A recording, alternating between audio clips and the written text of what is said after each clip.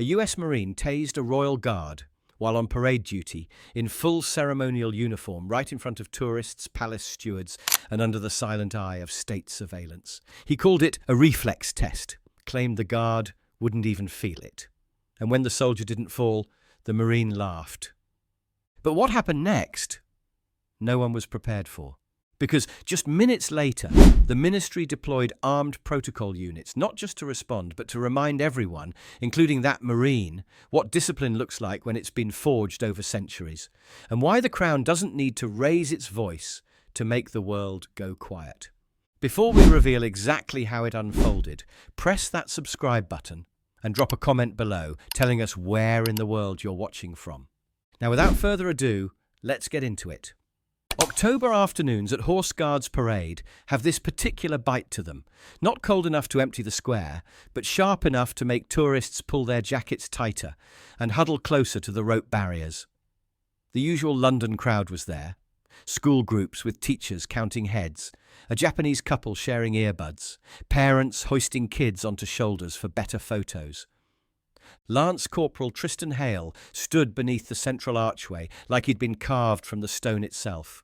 Crimson tunic pressed sharp, white gloves perfect on his saber grip, boots positioned exactly where the manual said they should be. To everyone watching, he looked like every other ceremonial guard you've seen in postcards, the picture-perfect symbol of British tradition. But here's what those tourists taking selfies didn't know about the man standing so still in that archway. Hale had done 3 tours with Tupara. There was shrapnel from a coast roadside bomb still working its way out of his ribs, the kind that aches when the weather changes. He'd once managed a helicopter extraction with his left arm hanging useless from a door breach gone wrong. You could see it if you knew what to look for, the way he breathed, controlled and measured, the subtle way he distributed his weight. But he never talked about any of that, didn't wear it like a badge. Nothing in his posture announced it to the world. To the crowds, he was just part of the scenery, a tradition made flesh, a photo opportunity. That was about to change. Because rolling up Horse Guards Road came a black SUV that didn't belong there. No escort vehicles, no diplomatic flags, no clearance stickers from the ministry, just bold, deliberate intrusion into a space where every vehicle should be logged, cleared and scheduled.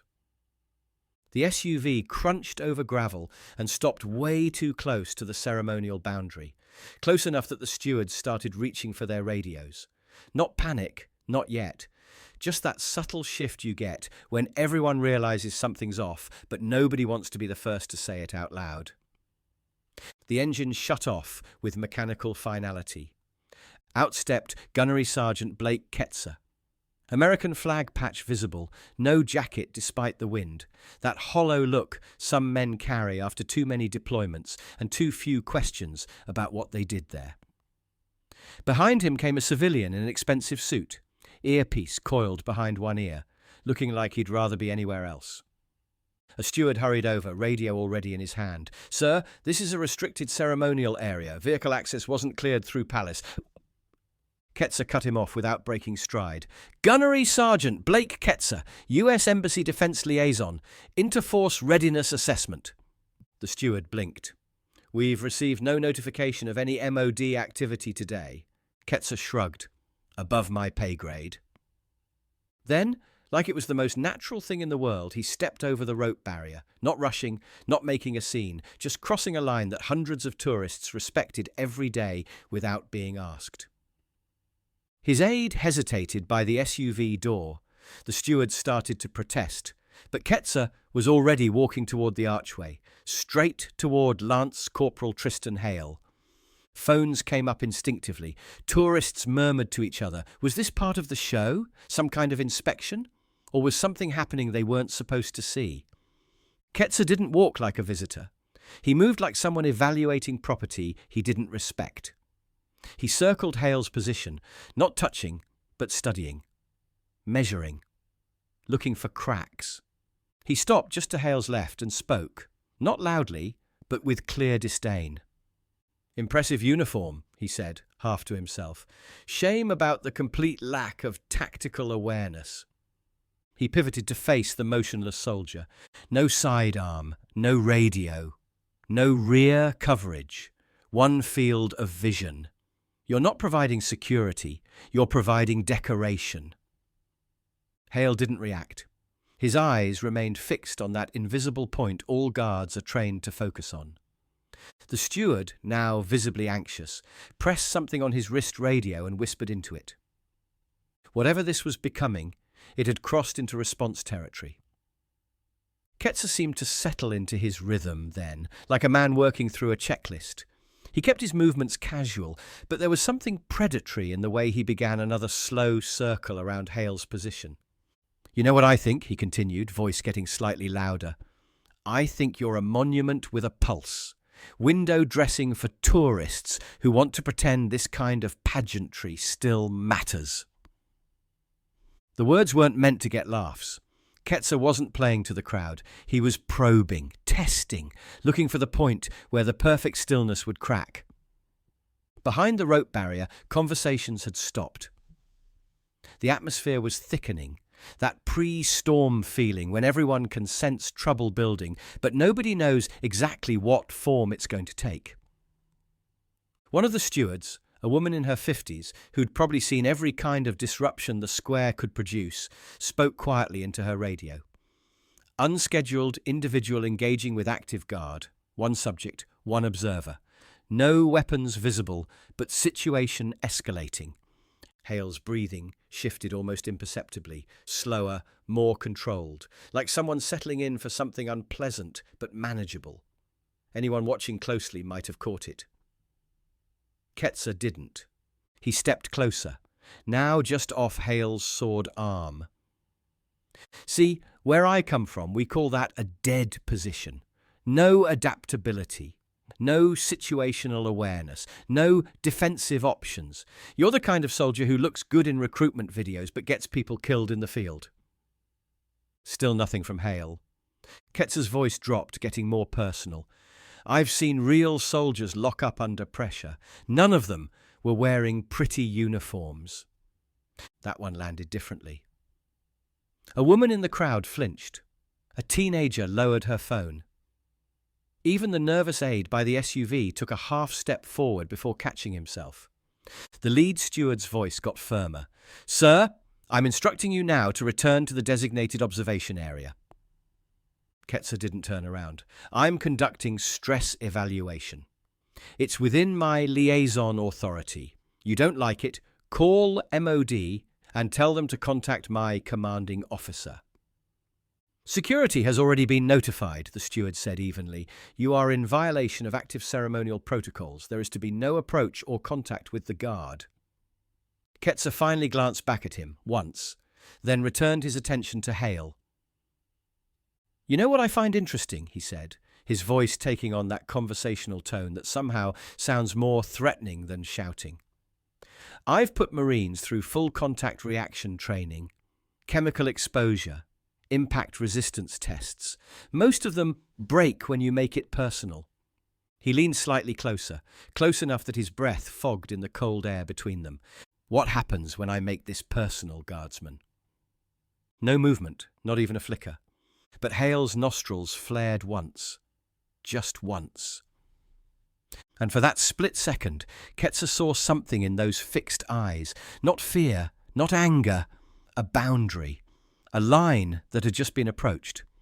He held that tension for another 5 seconds, studying Hale's face like he was reading a map. Then he took a deliberate step back and reached under his vest. What came out was a compact taser, yellow-striped and clearly marked for training use, but functional, very functional. Let's see what British endurance standards actually look like. A woman in the crowd gasped. Someone shouted, "You can't!" The steward lunged forward, too far away to matter. The taser clicked once with that sharp electric snap and hit Lance Corporal Tristan Hale directly in the thigh. The sound wasn't dramatic. Just that clinical crack of stored voltage jumping into human flesh. Sharp, final, unmistakable. The probes struck Hale below his tunic, punching through the wool of his ceremonial breeches where there was no protection, no padding. His body went rigid for exactly 2.8 seconds, every muscle locking under the current, jaw clenched, neck cords standing out like cables. The saber didn't drop. His posture didn't collapse, but blood began seeping through the fabric where the probes had penetrated. One of the stewards cried out, a wordless sound of shock and protest.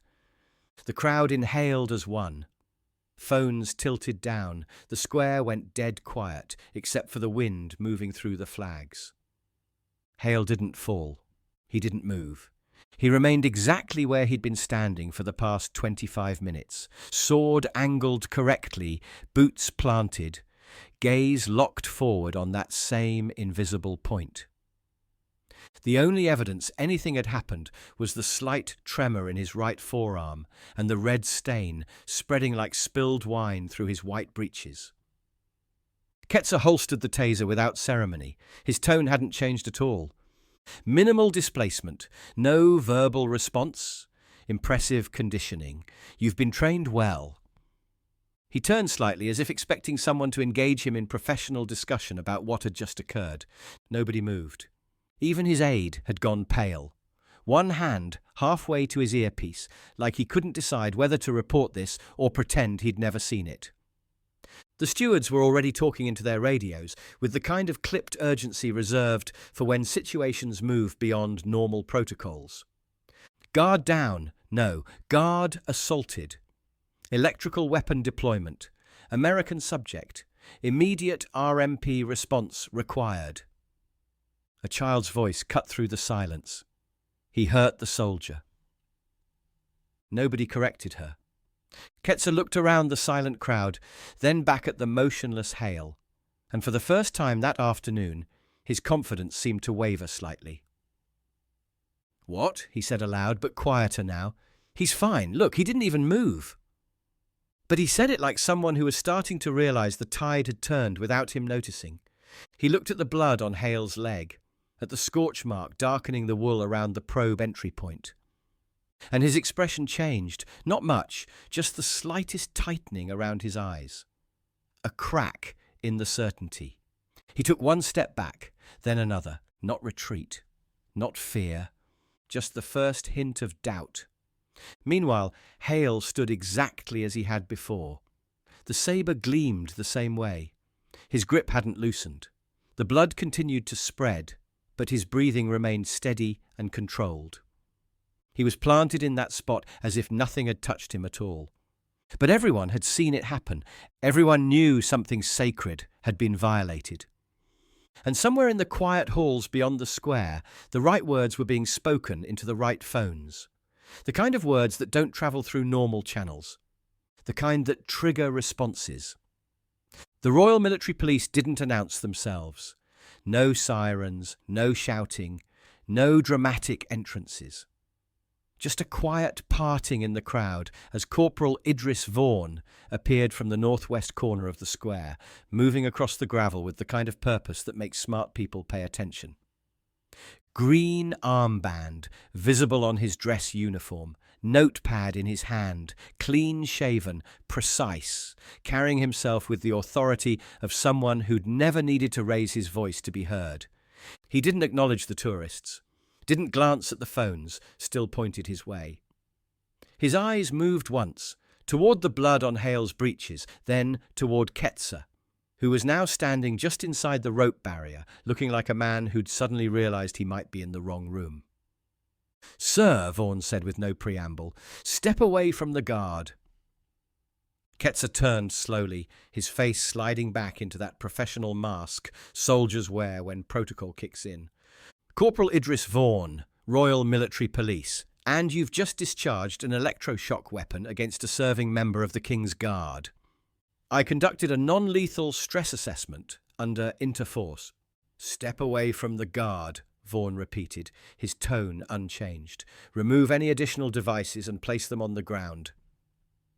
Ketzer's aide finally found his voice. "Corporal, he's operating under NATO observation protocols. You'll need to verify through—" Vaughan didn't look at him. We'll verify through proper ministry channels. Right now, your colleague is in direct violation of ceremonial security codes." The aide looked to Ketzer. Ketzer stared at Vaughan for a moment, then slowly crouched down and placed the taser on the ancient cobblestones. Without being asked, he removed a sidearm from under his jacket and set it beside the first weapon. Vaughan didn't move to collect them.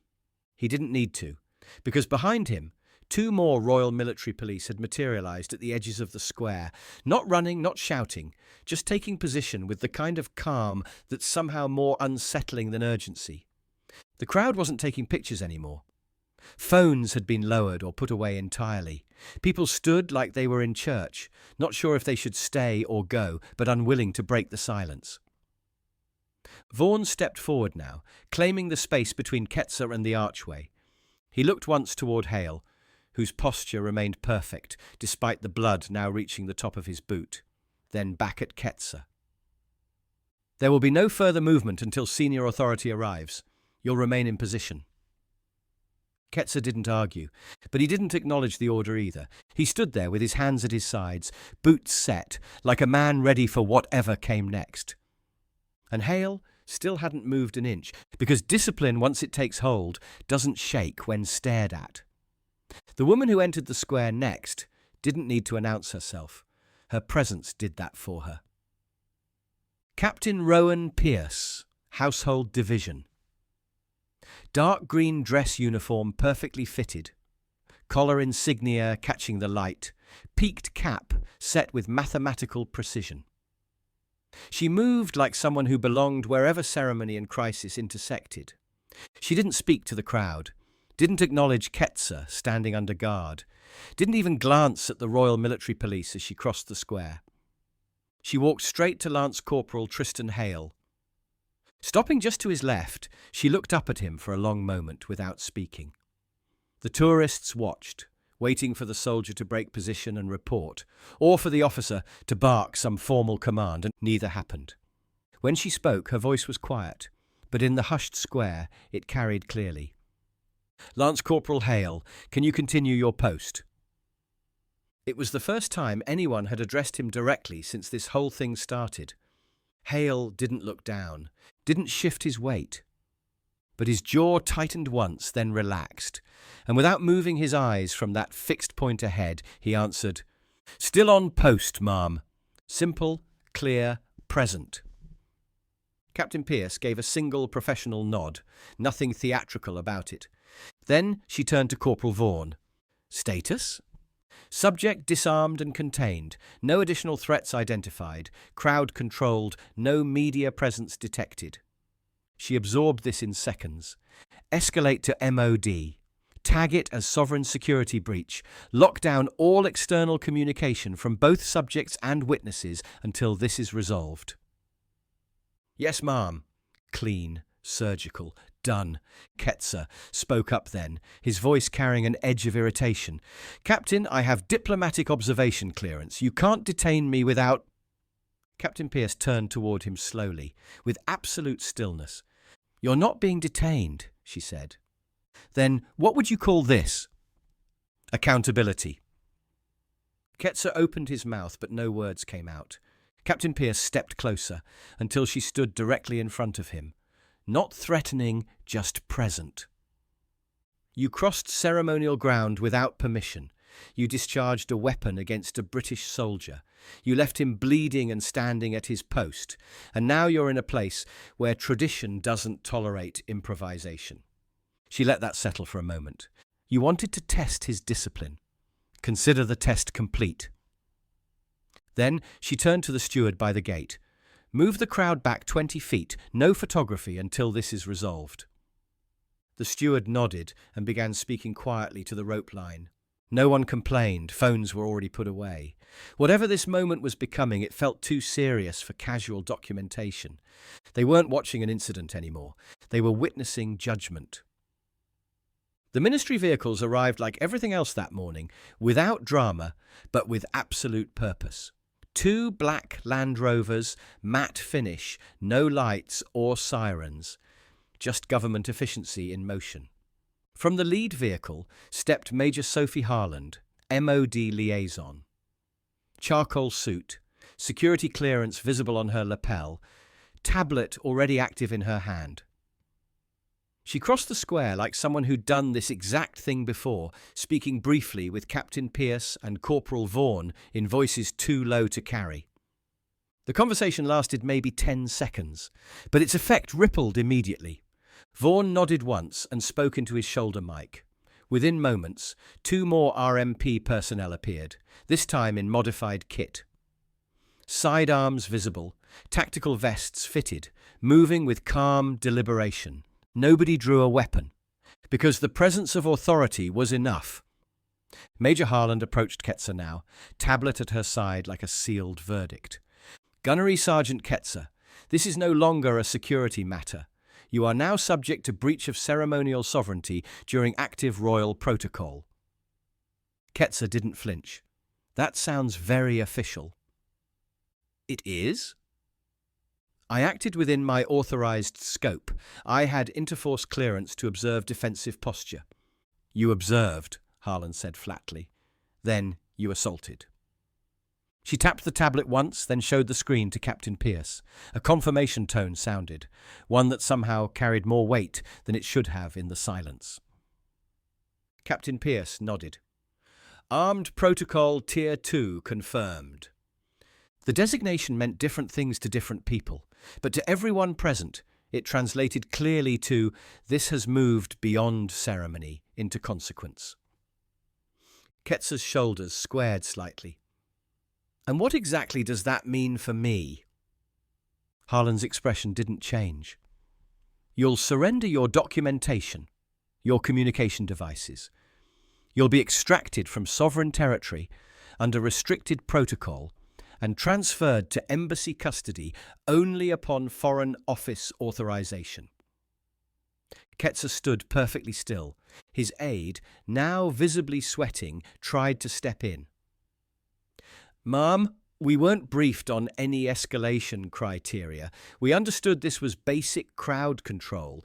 Harland looked at him once. He stopped talking mid-sentence. Behind them, more RMP personnel were quietly documenting the SUV. Equipment photographed, registration recorded, everything tagged for later review. Ketzer exhaled slowly through his nose. Then, finally, he asked, "What happens to the soldier?" Harland didn't look back at Hale. She didn't need to. He's already done his job. You haven't done yours. For the briefest moment, Ketzer's expression cracked, not in guilt or regret, in recognition. He'd tried to test something he fundamentally misunderstood. And the response hadn't come as noise or drama. It had come as procedure, clean, relentless, utterly unbothered by his bravado. Captain Pierce took one final step toward him. You're not being punished, Gunnery Sergeant. You're being corrected. When the relief guard arrived, it happened with the kind of seamless precision that only comes from centuries of practice. Trooper Adam Stokes emerged from the stable archway already mounted, his uniform identical to Hale's, his horse moving with parade ground timing. The changeover was poetry in motion. No commands shouted, no signals exchanged, just ancient ritual executed with mathematical precision. Lance Corporal Tristan Hale held his post until the exact right moment.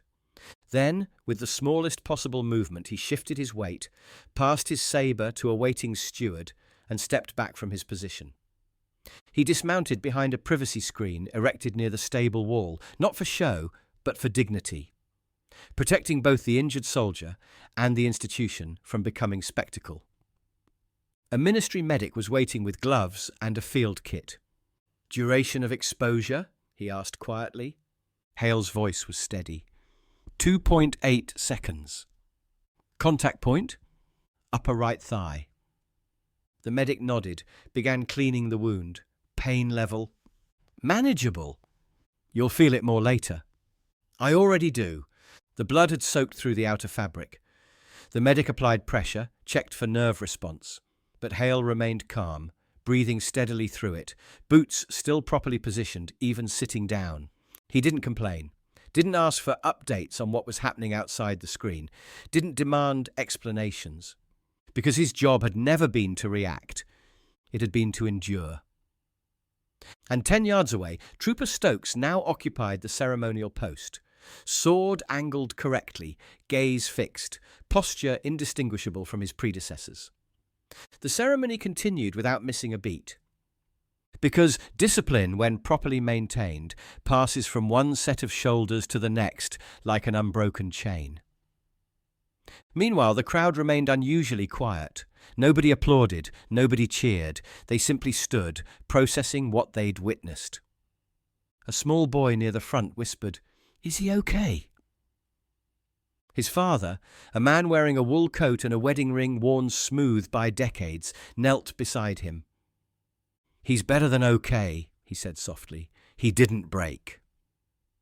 And somewhere behind the privacy screen, Lance Corporal Tristan Hale sat getting his wound dressed, fresh breeches folded beside him on the medical kit. He didn't look toward the crowd, didn't glance at where Ketzer stood under guard, because some victories aren't worth celebrating, and some battles are won simply by refusing to fall. Gunnery Sergeant Blake Ketzer stood near the edge of the square, no longer surrounded by curious tourists, but by the quiet hum of institutional authority. He hadn't been handcuffed, hadn't been shouted at, but the control had shifted completely away from him, and he could feel it.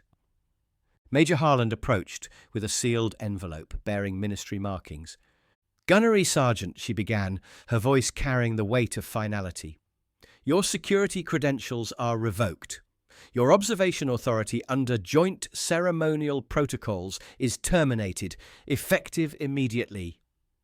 Ketzer stared at the envelope like it might burst into flames. "You're ending an entire training agreement over a reaction test." "No," Harlan said, "we're ending your participation in it." "That guardsman didn't prove anything." Captain Pierce stepped forward then, her voice quieter but somehow more cutting. "He didn't have to prove anything," she said. "That's the point." Ketzer looked at her, confusion mixing with frustration. "You think standing still makes him strong?" "No," Pierce replied. "Knowing exactly when not to move and standing still anyway, that makes him strong." Ketzer shook his head. "I've seen tough men break under less pressure.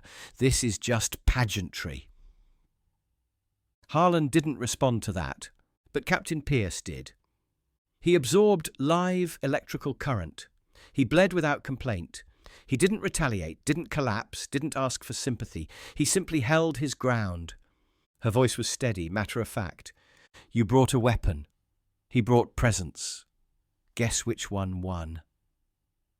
Ketzer didn't have an answer for that. Behind him, one of the RMP officers quietly extended a hand toward the sealed envelope. "Sir." Ketzer took it without a word. He didn't argue anymore, didn't try to negotiate, just walked, flanked by ministry personnel, through the same rope barrier he'd crossed so casually an hour before. No crowd reaction, no dramatic exit, just silence, the kind of silence that makes it clear who really held authority in that space. And it wasn't the man with the weapon. By the time the afternoon light started to soften into that golden hour glow that makes London look like an old painting, something close to normal had returned to Horse Guards Parade. The square wasn't empty. Tourists still lined the barriers, though fewer than before. But something fundamental had changed in the atmosphere. Many of the people who'd witnessed everything hadn't left at all. They stood quietly, phones put away, faces thoughtful. They'd seen something they couldn't quite put into words, but felt in their bones. And then, without fanfare, Lance Corporal Tristan Hale returned. He walked across the square from the western archway, fresh breeches perfectly pressed, tunic immaculate, sabre back at his side. To anyone who hadn't been there, he looked like any other ceremonial guard returning from a routine break. But everyone who'd stayed knew what lay beneath that pristine uniform. They'd seen the evidence of the assault. They'd watched him absorb electrical current without flinching. They understood that his return wasn't just professional duty, it was a statement. Hale resumed his position as if he'd never left it, hands steady on his sword hilt, spine straight, eyes fixed on that eternal invisible point ahead. He didn't acknowledge the crowd, didn't nod to the security staff, didn't even glance toward where Ketzer had been escorted away. Because discipline isn't performance, it's presence. A few yards away, the same father who'd been there all afternoon crouched beside his young daughter. She tugged on his sleeve. "Daddy, is that the same guard?" "That's him." "But the bad man hurt him." "Yes," he said gently, "but he stood his ground." She thought about this with the seriousness only children can bring to important questions. "Is he okay now?" "He's exactly where he belongs," her father replied. Behind them, an elderly gentleman in a grey wool coat, the kind with a small remembrance poppy pinned to the lapel, spoke just loud enough for those nearby to hear. "Man like that doesn't need to prove anything to anyone," he said, nodding toward Hale. "He already proved it to himself." The crowd began to disperse slowly, thoughtfully, not like people leaving a tourist attraction, but like people leaving a place where they'd witnessed something important. They'd seen tradition not just survive a challenge, but answer it. Not with force or anger or retaliation, but with composure. With the quiet, unshakable knowledge that some things are more important than the people who try to diminish them. As Hale maintained his silent vigil, motionless, professional, unbroken, those watching came to understand something fundamental about strength. It's not about who hits hardest. It's about who stands longest. It's about refusing to be moved when moving would be easier. It's about the difference between demanding respect and earning it so completely that even your enemies have no choice but to acknowledge it. The American had brought weapons and authority and credentials. The guard had brought nothing but discipline. And discipline had won. So here's what we're left thinking about. When someone tries to break you down in public, what's the stronger choice? Fighting back or refusing to break? In our world of instant reactions and social media responses, is there still power in choosing silence over spectacle? Drop your thoughts in the comments below. We read every single one, and these conversations matter. If this story made you think differently about real strength, if it showed you what genuine authority looks like, hit that like button. It genuinely helps more than you know. Subscribe and tap that notification bell so you never miss our daily stories about the remarkable people who guard these ancient traditions. And if you know someone who thinks power means making the most noise until people pay attention, share this video with them. Your next Royal Guard story is waiting on your screen right now. Click it, and we'll see you tomorrow with another moment that proves the same truth. Real strength doesn't announce itself. It simply stands. And when it does, the loudest voices in the world discover they have nothing left to say.